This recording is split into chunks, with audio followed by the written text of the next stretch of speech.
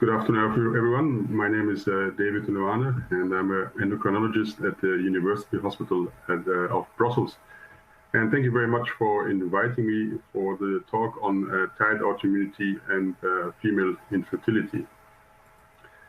Briefly, the content of my presentation. I will start off with an introduction and on the background and definitions, and then we'll discuss the following issues concerning the association between thyroid autoimmunity and infertility, the possible pathogenesis connecting thyroid autoimmunity to infertility, and look at the impact of thyroid autoimmunity on fertility outcome in the particular case of assisted reproductive technology, the possible considerations we have to take treating thyroid dysfunction, and end off with the main conclusions. So first, the definitions. Infertility can be defined as the failure to achieve a clinical pregnancy after 12 months or more of regular unprotected sexual intercourse. In women, both thyroid autoimmunity and or thyroid dysfunction have independently been associated with numerous difficulties of reproduction, such as impaired ovulation, fertilization, and implantation failure, which may thus lead to infertility, increased miscarriage rate, and other late pregnancy complications. If we look at the prevalence, 1 out of 4 couples will face difficulties to conceive, referred to as primary infertility, or to conceive the number of desired children, referred to as secondary infertility. Female infertility, female factors account for 35% of the causes of infertility, compared to 30% male factors, and in 20% of the cases we have both male and female factors, and in 50% of the cases the cause may remain unknown. If we look at the different causes of female infertility, we have the ovulatory disorders, endometriosis, pelvic adhesions, tubal blockage or other tubal abnormalities, and hyperprolactinemia. So the first question we could ask ourselves is, what is the association between thyroid autoimmunity and infertility? And what we know is that thyroid autoimmunity is the most frequent autoimmune disorder in women of childbearing age. And the prevalence of thyroid autoimmunity is generally estimated to be around 10%, depending on the ethnic background. In general, in the literature, thyroid autoimmunity is defined by the presence of TPO antibodies, as the majority of studies investigating thyroid autoimmunity and clinical outcomes used only TPO antibody measurements. However, we know from a large epidemiological study, the NANES-3 study, that both TPO and TG antibodies were positive in about 18% of the population, but only TPO antibodies were associated with thyroid dysfunction. We performed a cross-sectional study of an ongoing prospective cohort study looking at the prevalence of thyroid autoimmunity and different thyroid antibodies in women consulting for fertility issues. And here, in 992 patients, we saw that 60% were thyroid autoimmune positive, out of which 5% only had TG antibodies, and 4% only had TP antibodies, and both types of TP antibodies were present in 8% of the cases.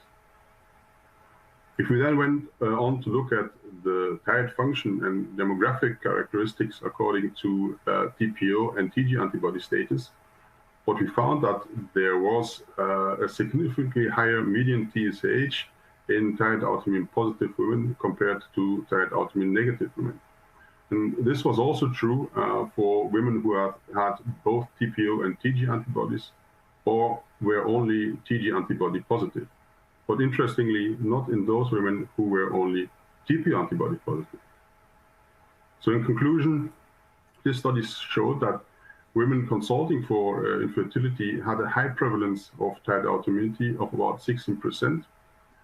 5% of the women consulting for at our Center of Reproductive Medicine had isolated positive TG antibodies and a higher serum TSH compared to women without thyroid autoimmunity.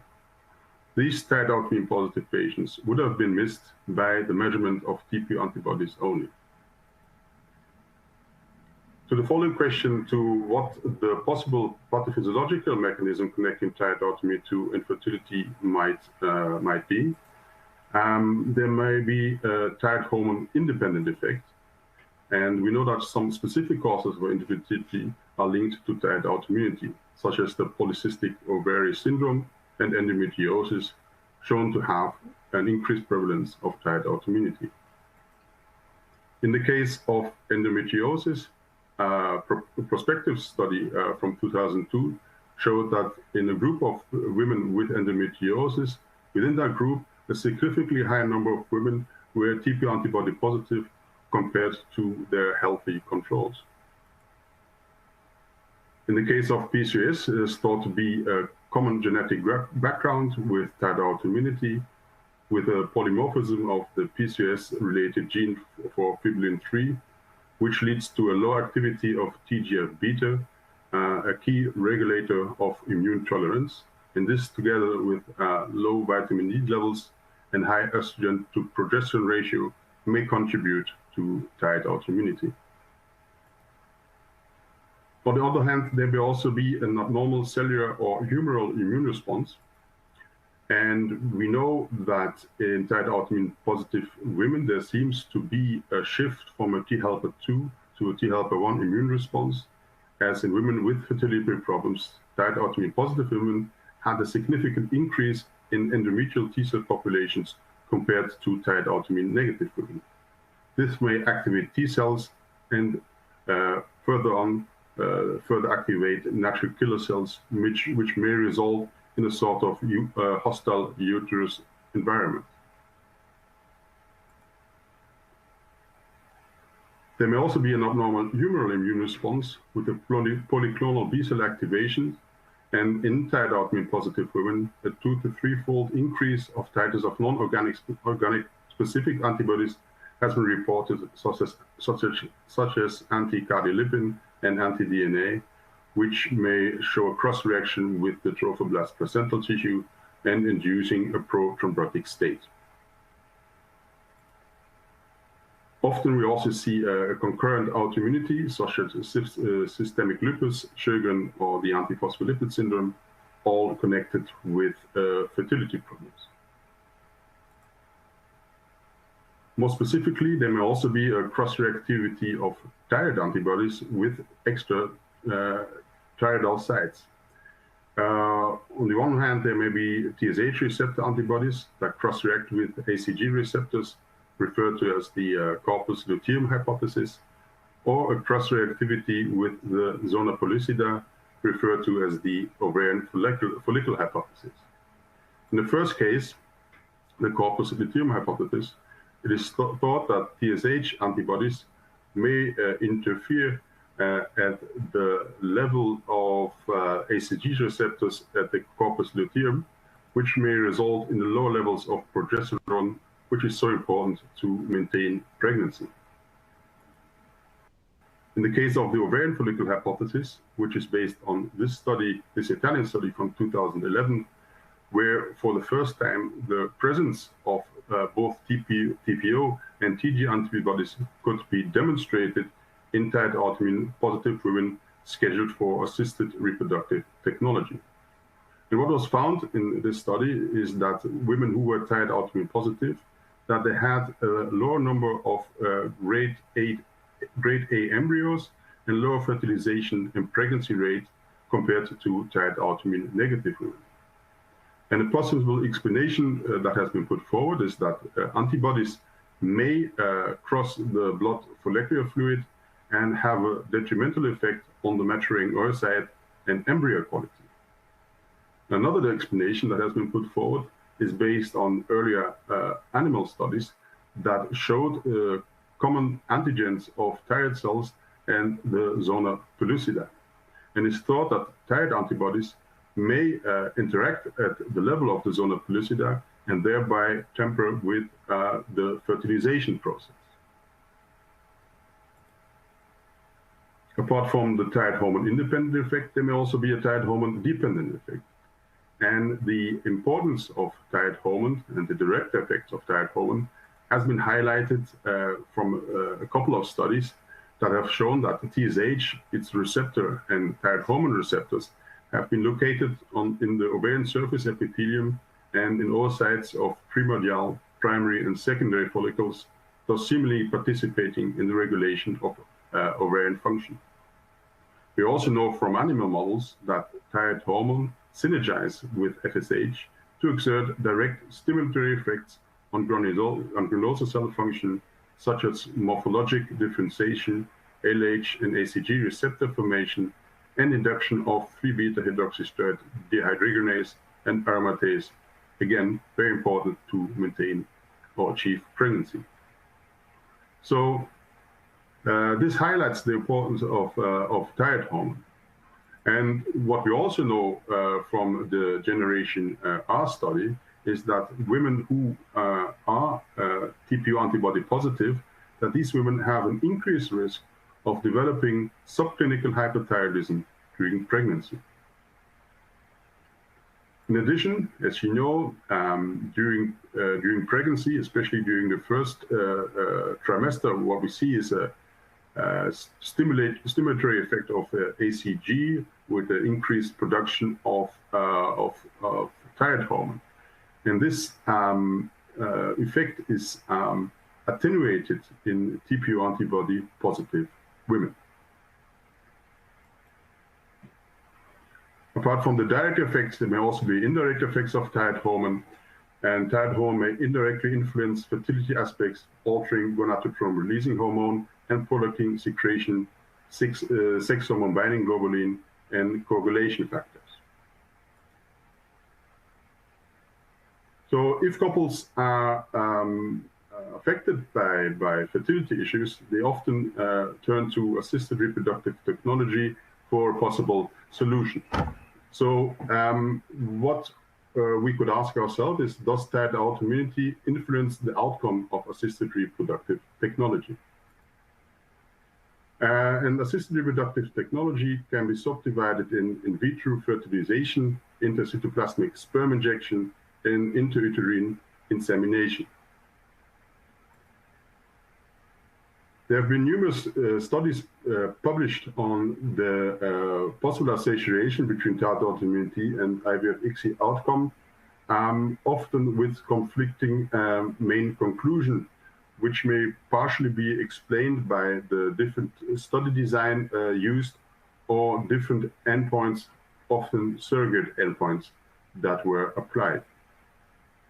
However, in a recent systematic review and meta-analysis from a couple of years back, it has been shown that there seems to be little impact of thyroid autoimmunity in terms of fertilization and implantation rate, but there may be a higher miscarriage rate and lower live birth rate.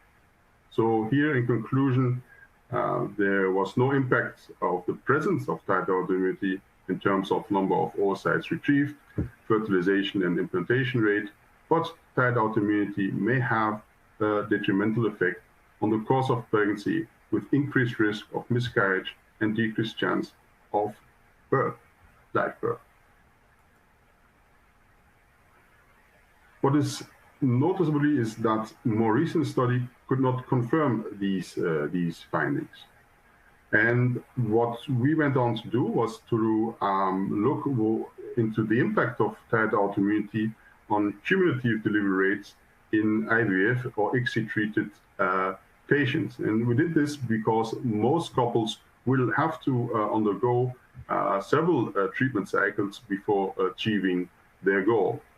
And what we did was to use two approaches, one being the crude cumulative delivery rate, and the second being the estimated cumulative delivery rate. And the difference here is that estimated cumulative delivery rates use live table analysis to account for any possible dropout effect.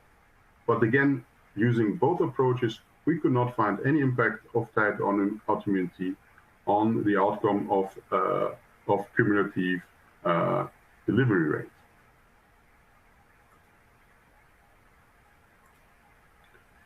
So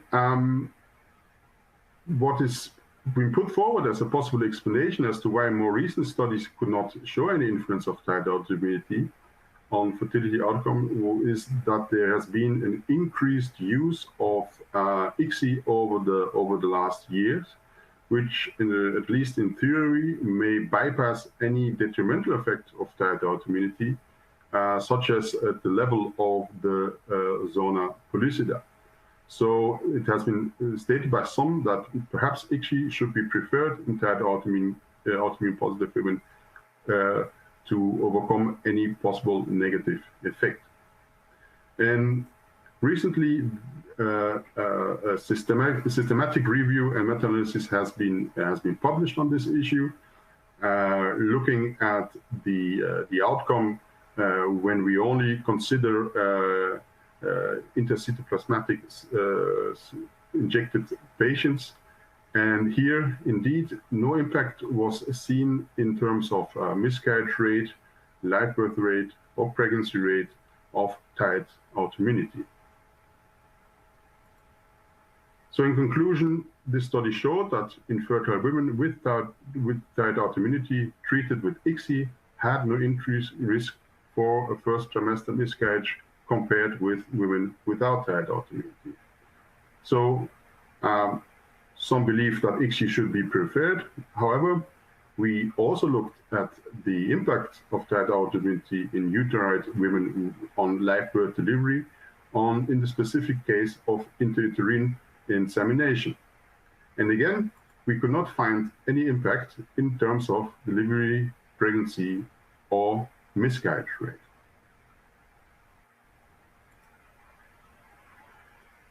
So what we have learned so far, how can we use this, and what do we have to consider when we are treating thyroid dysfunction based on the intervention studies in patients referred for infertility and thyroid autoimmunity? Do we treat patients with thyroid autoimmunity or related thyroid dysfunction? And what are the cutoff levels of thyroid hormone values recommended for intervention? When it comes to treating thyroid dysfunction in thyroid autoimmune positive women with hypothyroidism or subclinical hypothyroidism, I think when we look at hypothyroidism, we can be brief. Thyroid autoimmune positive as well as negative women with hypothyroidism should be treated, given the often present menstrual disturbances and the negative impact on pregnancy outcome. However, if we look at subclinical hypothyroidism, the situation is not that clear. And as I have seen early on, thyroid autoimmunity and subclinical hypothyroidism are associated, but the level of TSH and VT4 recommended for intervention remains ill-defined in literature.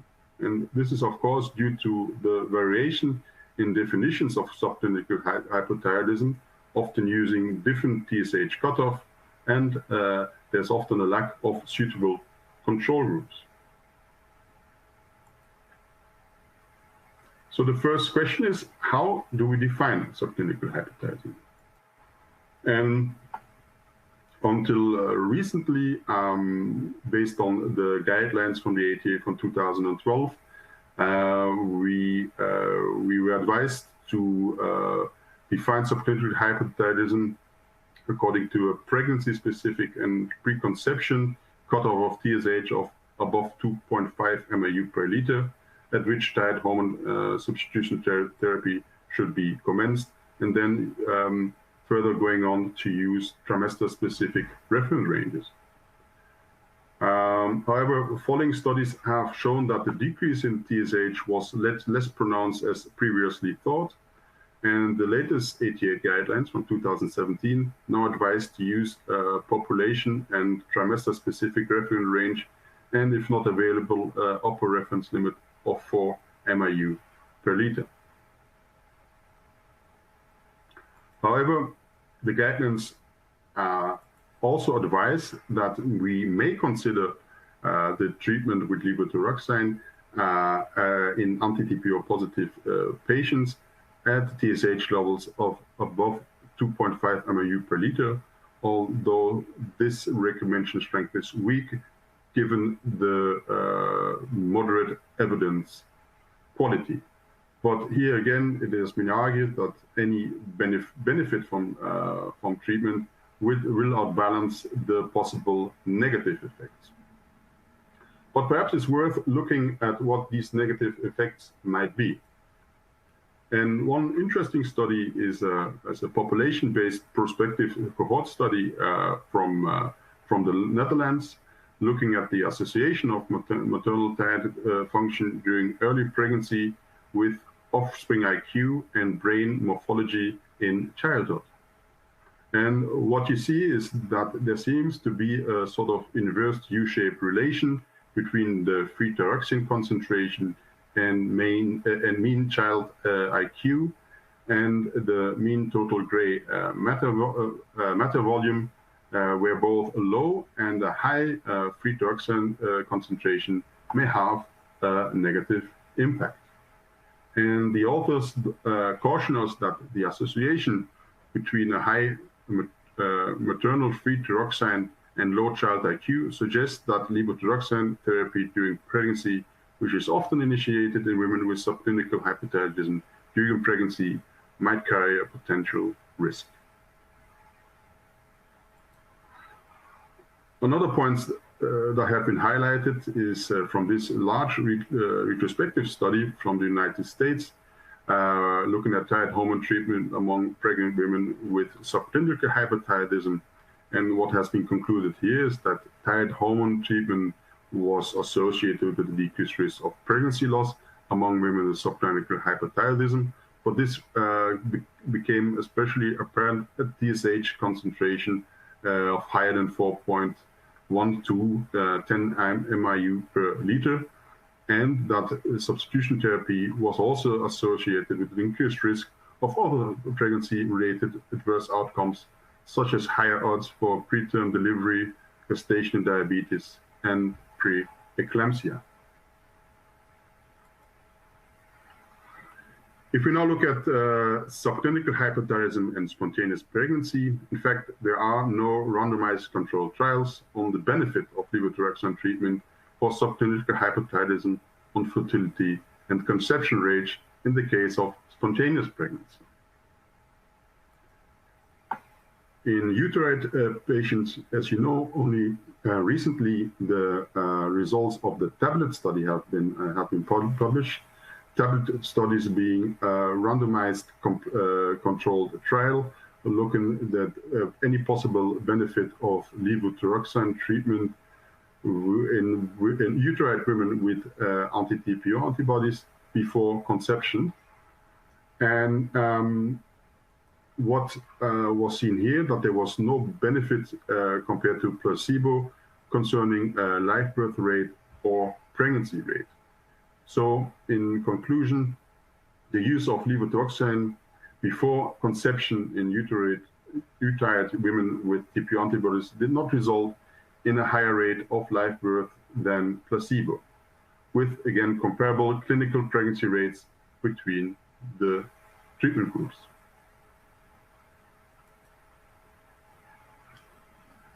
If we look at any possible beneficial effect of levothyroxine treatment in the specific case of assisted reproductive technology in women with subclinical hypothyroidism, we also performed a systematic review and meta-analysis, including 3 randomized controlled trials. They did differ a little bit concerning their intervention regime, one using levothyroxine treatment at 1 microgram per kilogram per day, the other using levothyroxine treatment of 50 to 100 micrograms to normalize TSH before assisted reproductive technology, and the third using levothyroxine treatment at 50 micrograms per day before pregnancy and then adjusting treatment during pregnancy to achieve a TSH below 2.5 MAU per liter. Again, the three different studies did differ in their definition of subclinical hypothyroidism, using different TSH cutoff to define subclinical hypothyroidism. But here, in conclusion, we found that delivery rates did benefit from levothyroxine treatment, but not clinical pregnancy rates. So again, in conclusion, we found an increase in delivery rates, but no benefit was shown in regards to clinical pregnancy rates. There are also a couple of studies looking at any possible beneficial effect of levothyroxine treatment in uterine thyroid autoimmune positive women in the specific case of assisted reproductive technology, but none of the studies could show any benefit of levothyroxine treatment in terms of pregnancy rates. This already brings me to my conclusion. First of all, on the association and mechanism, and here we saw that female infertility is associated with thyroid autoimmunity, especially anti-TPO antibodies. The role of TG antibodies in thyroid autoimmunity and fertility outcome remains to be established. There may be different underlying mechanisms connecting thyroid autoimmunity to infertility. On the one hand, a thyroid hormone dependent effect, and on the other hand, a thyroid hormone independent effect. What is the impact of thyroid autoimmunity on the outcome of assisted reproductive technology? Well, the impact of thyroid autoimmunity on fertility outcome after assisted reproductive technology is still debated in literature. At present, we lack data comparing IVF versus ICSI outcome in thyroid autoimmune positive women to conclude the systematic use of ICSI should be favored. What do we have to consider when treating thyroid dysfunction? Well, we have to use appropriate reference ranges for TSH, and these should be based on local population and laboratory-specific reference values. At present, there's low evidence that levothyroxine treatment in uterine thyroid autoimmune positive women confronted with infertility is standard of care. And today, there's insufficient evidence to initiate levothyroxine treatment at preconception TSH levels between 2.5 and 4 MIU per liter. In addition, the association with adverse fertility outcome seems to arise at TSH levels above 4 MIU per liter, and the cutoff value of 4 MIU per liter for TSH emerges as the intervention level for treatment of subclinical hypothyroidism in women with and without thyroid autoimmunity in spontaneous pregnancy, as well as after assisted reproductive technology. Hereby, I thank you for your attention.